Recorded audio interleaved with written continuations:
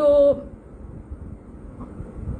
যখন এই July August মাসে আন্দোলন হচ্ছে, আমার তো খুব ভালোভাবে মনে আছে যে ভাই এই সমন্বয়ক বা এই যে একটা বডি তৈরি হয়েছিল 52 জন সমন্বয়ক, আরেকবার 62 জন সমন্বয়ক, পরে এটা বেড়ে আবার 158 জন সমন্বয়ক হয়েছে। এই বডিগুলার না আসলে সেই অর্থে ফাংশন করতেছিল না। এগুলো আমরা আন্দোলনের সময় অনেকভাবে টের পাচ্ছিলাম, কারণ এরপর রাতের বেলা দেখলাম যে এইসব অনেক কাহিনী চলতেছে। তারপর আবার আবার পরের দিন সকালবেলা থেকে দেখি সমন্বয় পরিচয়ে নাকি এক একজন এক এক জায়গায় গিয়ে দখল করতেছে। আওয়ামী লীগের যে রক্ষী বাহিনী, তারা গিয়ে জায়গায় জায়গায় দখল করা শুরু করে। তো আমার মনে হচ্ছে এটা কি ব্যাপার, এখন কি রক্ষী বাহিনীর মতো সমন্বয়ক বাহিনী তৈরি হচ্ছে নাকি? আস্তে আস্তে সব জায়গায় গিয়ে দখল করবে এরা। অনেকদিন ধরে মানে দেখা যাচ্ছে থাকে না যে আমার ব্যাপারে আজে বাজে আলতু ফালতু কিছু একটা বলে যাইতেছে মানুষ, অ্যান্ড আই এম লাইক দেখতেছি এবং আচ্ছা ঠিক আছে বলতেছে বলুক, যার যেরকম রুচি সে সেভাবে করে বলবে, আমার তো এগুলো নিয়ে এত ভাবার কিছু নাই। সো আই এম লাইক আচ্ছা ঠিক আছে মানুষ যা বলার বলুক। বাট যখন আমি ইম্প্যাক্টগুলো দেখি, যখনই আমি দেখি হচ্ছে যে এইটার ইম্প্যাক্টগুলো আমার উপর এমনভাবে আসে যে আমার ব্যাপারে যাই শুনে না কেন সেটা হচ্ছে আমার কাছে এসে বলা শুরু করে, সেই ধরনের কথাবার্তাগুলো আমাকে শোনানো শুরু করে যে হ্যাঁ তোমার ব্যাপারে তো ওইটা শুনছি, তোমার ব্যাপারে অমুক শুনছি। অ্যান্ড আই এম লাইক যে ওকে ফাইন, তুমি আমার ব্যাপারে এগুলো শুনছো, আমার এই ব্যাপারে যা শুনছো এটা এসে আবার আমাকেই বলার কি আছে, দরকার তো নাই। দেন আফটার সাম টাইম আমি কাইন্ড অফ বুঝি যে এই মানুষগুলো না মানে কাইন্ড অফ প্লট করা থাকে, যে ধরো আমার কাছে এসেই বলতে হবে যে আমার ব্যাপারে সে এটা শুনছে, তাকে কাইন্ড অফ শিখাই দেয় যে আমার কাছে এসে যাতে বলে যে হ্যাঁ উমামা তোমার ব্যাপারে আমরা এইটা শুনছি, বাট না না না না আমি তো বিশ্বাসই করি না এটা তোমার ব্যাপারে বলতে পারে, বাট হ্যাঁ আমি এটা শুনছি, এটা আমি তোমাকে জানাই দিয়ে গেলাম আর কি। এইটা এইটা এইটা হচ্ছে বলে এটা ইট সাউন্ডস সো ফানি এবং ইট সাউন্ডস এক্সট্রিমলি ফানি, এবং মনে করো যে আমি কিছু বুঝি না, যেন আমি খুব একটা বোকা মানুষ, কিছু বুঝি না, সাথে সাথে হচ্ছে আমি তাকে খুব কনসোল করা শুরু করে দিও। But a lot of these things actually happen in every day এবং আমার লিটারালি এখন এসে মনে হয় যে না মানে মনে হয় যে মাঝখানে মনে হচ্ছে না কিছু কিছু কথা মনে বলা উচিত, আমার ভাবি যে থাক দরকার নেই এত কিছু। আসলে গত 1 বছর তো বাংলাদেশের মানুষের জন্যই তো অনেক বেশি টার্মোয়েল গেছে, অনেক বেশি মেন্টাল স্ট্রেস গেছে। সো এই যে একটা ইউনিফাইড জার্নি আমরা গেছি জুলাই আগস্ট মাসে, সারা বাংলাদেশের মানুষই আমরা একটা সেম পেজে ছিলাম। So why stretch that thing, দরকার কি এখন এসে এগুলোকে ফার্স্টেজ করার কোনো দরকার নাই তো। বাট এখন এসে আমি যেটা খেয়াল করছি পুরো জিনিসটা না আমার উপরে হেভি হয়ে যাচ্ছে, মানে আমার উপরে অনেক বেশি হেভি হয়ে যাচ্ছে। যেটা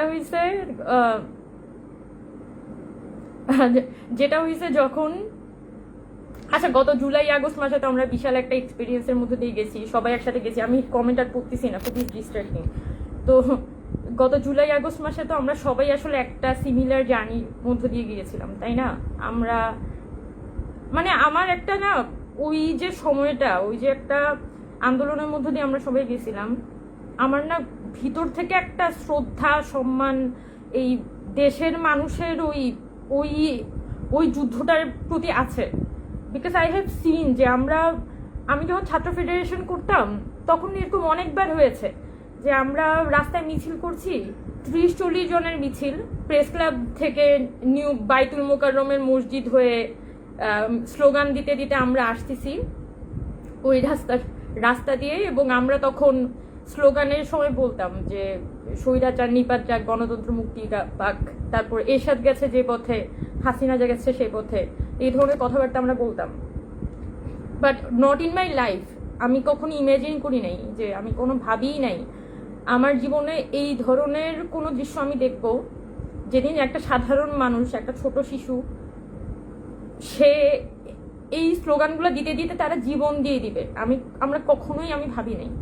তো যখন এই জুলাই আগস্ট মাসে চোখের সামনে এভাবে দেখতেছিলাম যে এই ঘটনাগুলো ঘটতেছে এবং মানুষ জীবন দিচ্ছে, তুমি সাধারণ মানুষ, শ্রমিক, সাধারণ জনতা, যাদেরকে আমরা কখনোই ভাবি না যে তারা কখনো রাস্তায় মিছিল করতে পারে, ওই মানুষগুলো জীবন দিয়ে দিচ্ছে, তখন না মানে কিছু একটা হয়ে গেছে। মানে আমি টের পাচ্ছিলাম যে এই জিনিসটা না আমি আর পারছি না। এই পুরো এক্সপিরিয়েন্সটা মানে এত বেশি ওভারওয়েমিং, এত বেশি ওভার পাওয়ারিং ছিল যে জুলাই আগস্টের ওই ওই ওই শেখ হাসিনা পালায় যাওয়ার পরে ওই যে ঘটনাটা, এটা আমার উপর লিটারালি আইসা যেটা বলে না ভর করে, আমি সম্পূর্ণ হচ্ছে যে এমবডিড হয়ে গেছি এই অভ্যুত্থানের মধ্যে।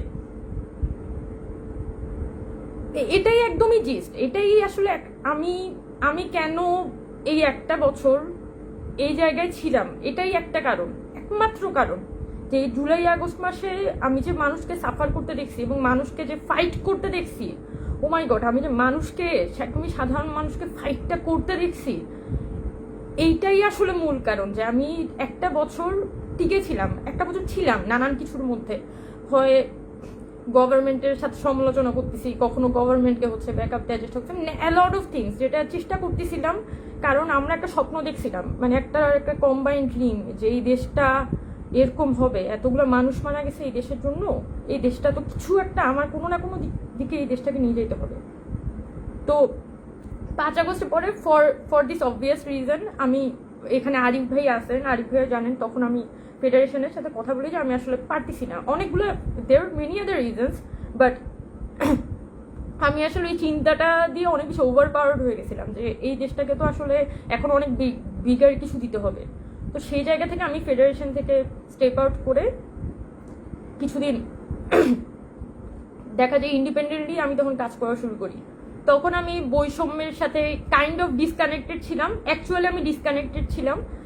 তার বলতে গেলে আগস্টের 10 তারিখ 15 তারিখের পরেই আমি বৈষম্য বিরোধী ছাত্র আন্দোলন প্ল্যাটফর্মটার থেকে কিছুটা ডিসকানেক্টেডই হয়ে পড়ি, খুব একটা আমি যোগাযোগ ওদের সাথে ছিল না।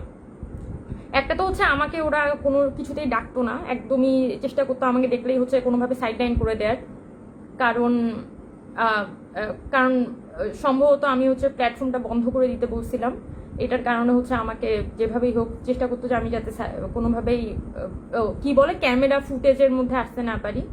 সো আই ওয়াজ লাইক যে শেখ হাসিনা পড়ে গেছে, আমার আর এটা নিয়ে কোনো চিন্তার নাই, সো আই ফ্রি, যে আমার আর কোনো এগুলো নিয়ে প্যারা নেই যে আমাকে ক্যামেরায় কতটুকু দেখা গেল, কোন স্পেসের মধ্যে আমি কতটুকু আছি, সো এগুলো নিয়ে আমি প্যারা নেই, পুরোপুরি বন্ধ করে দিই আর কি। তো প্রথমত আসি কেন আমি প্ল্যাটফর্মটা বন্ধ করে দিতে বলি। তো যখন এই জুলাই আগস্ট মাসে আন্দোলন হচ্ছে, আমার তো খুব ভালোভাবে মনে আছে যে ভাই এই সমন্বয়ক বা এই যে একটা বডি তৈরি হয়েছিল 52 জন সমন্বয়ক, আরেকবার 62 জন সমন্বয়ক, পরে এটা বেড়ে আবার 158 জন সমন্বয়ক হয়েছে, এই বডিগুলার না আসলে সেই অর্থে ফাংশন করতেছিল না। এগুলো আমরা আন্দোলনের সময় অনেকভাবে টের পাচ্ছিলাম, কারণ অভ্যুত্থানের সময় অভ্যুত্থানটা এতটা স্বতঃস্ফূর্তভাবে জেনারেটেড হচ্ছে, সবাই এতটা স্বতঃস্ফূর্তভাবে মাঠে নামতেছে, যে যেভাবে পারে কানেক্টেড হচ্ছে, খুবই ইন্টারনাল সার্কেলগুলোতে কানেক্টেড হচ্ছে। সো ইউ ডোন্ট নো যে আসলে কোন দিক থেকে কোন মুভমেন্টটা অর্গানাইজ হচ্ছে। তবে হ্যাঁ, সমন্বয় টার্মটা ওই সময় কিছুটা দরকারি ছিল, যাতে একটা মানুষকে আমি যদি বিপদে পড়ি তাকে তাহলে ওই মানুষটাকে কল দিয়ে আমি হচ্ছে যাতে কানেক্ট করতে পারি। বাট যেটা হয়েছে 5 আগস্ট পর্যন্ত এই লিস্টের বেশিরভাগ মানুষকে আমি রিচ করতে পারিনি, ফর সাম রিজন আমি হয়তো রিচ করতে পারিনি, বাট হয়তো অন্যরা পারছে। বাট আমার কাছে মনে হয়েছে যে আমি সমন্বয়ক লিস্টে যারা আছে তাদের তুলনায় সমন্বয়ক লিস্টের বাইরে যেসব সাধারণ মানুষ ছিল, যেমন খুবই সাধারণ মানুষ বা চাকরিজীবী যারা, তাদের হেল্পটা তুলনামূলক অনেক অনেক বেশি পাইছিলাম। তো 5 আগস্টের পরে যখন হচ্ছে বিশেষ করে 5 আগস্ট আমরা বিশাল র্যালি করলাম, গণভবনে গেলাম, এরপর রাতের বেলা দেখলাম যে এইসব অনেক কাহিনী চলতেছে, তারপর আবার পরের দিন সকালবেলা থেকে দেখি সমন্বয়ক পরিচয়ে নাকি এক একজন এক এক জায়গায় গিয়ে দখল করতেছে। সো তখনই আমি কাইন্ড অফ অবাক হয়ে যাই যে কি ব্যাপার, গতকালকে পর্যন্ত তো মানুষ সমন্বয়ক পরিচয়টা দিতেই রাজি হচ্ছিল না, আর আজকে থেকে শুনি যে সবাই সমন্বয়ক পরিচয়, এখানে গিয়ে চাঁদাবাজি করতেছে, ওখানে গিয়ে দখল করতেছে। সো হোয়াই ইজ দিস, মানে এই জিনিসটা তো এরকম হচ্ছে, মানে এবং আমাদের তো কিছুটা হিস্টোরিক্যাল রিডিংস আছে, ধরেন মানে আমার 1971 মুক্তিযুদ্ধের রিডিংসটা আমার কিছুটা জহির রায়হান, তারপর হুমায়ুন আহমেদ আর আখতারুজ্জামান ইলিয়াস পড়ে তৈরি হয়েছে। তো ইলিয়াসের যে একটা ধরন, ইলিয়াসের যে একটা খোয়ারি বই ছিল, মানে খোয়ারি বইয়ে আওয়ামী লীগের যে রক্ষী বাহিনী তারা গিয়ে জায়গায় জায়গায় দখল করা শুরু করে। তো আমার মনে হচ্ছে এটা কি ব্যাপার, এখন কি রক্ষী বাহিনীর মতো সমন্বয়ক বাহিনী তৈরি হচ্ছে নাকি, আস্তে আস্তে সব জায়গায় গিয়ে দখল করবে এরা। সো হোয়াট এভার, সেটা সমন্বয়ক বাহিনী হয়তো ওভাবে অস্ত্র দিয়ে হয় নাই, বাট যেটা হয়েছে যে ওই সময় আমি আমার ফ্যামিলির সাথে ডিসকাস করছিলাম, আরও পরিচিত কয়েকজনের সাথে ডিসকাস করছিলাম যে কি করা যায় বা কি পরিস্থিতি, সবাই কি মনে করে। তখন হচ্ছে যে আমরা জাস্ট র্যান্ডমলি আমার ফ্যামিলির সাথে ডিসকাস করার সময় আমার মাথায় আসছে যে ওয়েল, এটা তো আসলে এখন আসলে বৈষম্যবিধি প্ল্যাটফর্মটার আসলে দরকারটা কি, এরকম যদি হইতো যে এটা এটা এটা কি এখন এটা, এবং বৈষম্যবিধি ছাত্র আন্দোলন তো শুধুমাত্র ছাত্রদের প্ল্যাটফর্ম। তো এখন তো যেটা দরকার যে আসলে ছাত্র এবং নাগরিক, মানে বিশেষ করে যারা সাধারণ জনগণ যারা চাকরি বাকরি করে তাদেরকেও কিভাবে অ্যাকোমোডেট করা যায় সেটা নিয়ে ভাবা উচিত। তো আমি তখন হচ্ছে চিন্তা করতেছিলাম কিভাবে করে আরও বেশি অ্যাকোমোডেট করা যায়। আর বৈষম্যবিধি ছাত্র আন্দোলন ব্যানার থেকে যেহেতু গণঅভ্যুত্থান হয়েছে, তো খুব স্বাভাবিক, মানে একটা ব্যানার থেকে গণঅভ্যুত্থান হয়েছে, সো ওই ব্যানার আর কি বা সার্ভ করতে পারে সর্বোচ্চ। তো সেই চিন্তা থেকে আমি তখন বলছিলাম যে যেহেতু এই জিনিসটার আরো ব্রডার আমব্রেলা জায়গায় নিয়ে যাওয়া উচিত আর কি। এই প্ল্যাটফর্মটা এখন যে অবস্থায় আছে শুধুমাত্র ছাত্রদের মধ্যে এবং এক্সট্রিমলি সেন্ট্রালাইজড, সেই ক্যারেক্টারটাকে আরো বেশি ডিসেন্ট্রালাইজ করে ফেলা উচিত। তো আমার চিন্তাটা ছিল ওইটা, বাট এবং মানে আই ডোন্ট নো, আমি এখনো মনে করি না যে এটা কোনোভাবে কোনো ভুল চিন্তা ছিল, বাট কারণ বৈষম্যবিধি প্ল্যাটফর্মটা ওই সময় থেকে যাওয়ার অনেকগুলো ডিমেরিটস আমরা এখনো ভোগ করতেছি। কিন্তু ওই কথাটা বলার কারণে আমি প্রচুর শত্রু বানাই ফেলছি ইন এন ইনস্ট্যান্ট, মানে আমি এতগুলো শত্রু বানাই ফেলছি এবং এত মানুষ আমাকে অপছন্দ করা শুরু করছিল, আমি লিটারেলি হচ্ছে কিছুটা তবদা খেয়ে যাই যে কি ব্যাপার, বৈষম্য প্ল্যাটফর্মটা বন্ধ করতে বলার কারণে আমাকে সবাই এত অপছন্দ করতেছে কেন। সো